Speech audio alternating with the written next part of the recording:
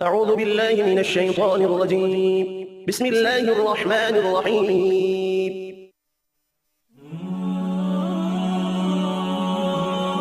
رسول کریم صلی اللہ علیہ وآلہ وسلم عید الاضحیٰ یا عید الفطر میں عیدگاہ تشریف لے گئے۔ وہاں آپ عورتوں کے پاس سے گزرے اور فرمایا، اے عورتوں کی جماعت، صدقہ کرو، کیونکہ میں نے جہنم میں زیادہ تم ہی کو دیکھا ہے۔ انہوں نے کہا، یا رسول اللہ، ایسا کیوں؟ آپ صلی اللہ علیہ وآلہ وسلم نے فرمایا کہ تم لعن طعن بہت کرتی ہو اور شوہر کی ناشکری کرتی ہو۔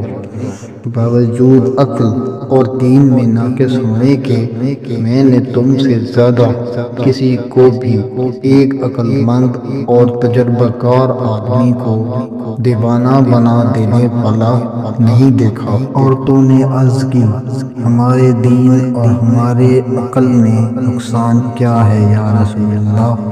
آپ صلی اللہ علیہ وآلہ وسلم نے فرمایا، کیا عورت کی گواہی مرد کی گواہی سے نفس نہیں ہے؟ انہوں نے کہا، جی ہے۔ آپ صلی اللہ علیہ وآلہ وسلم نے فرمایا، بس یہی اس کی عقل کا نقصان ہے۔ پھر آپ نے پوچھا، کیا ایسا نہیں ہے کہ جب عورت حائضہ ہو تو نہ نماز پڑھ سکتی ہے نہ روزہ رکھ سکتی ہے؟ عورتوں نے کہا، ایسا ہی ہے۔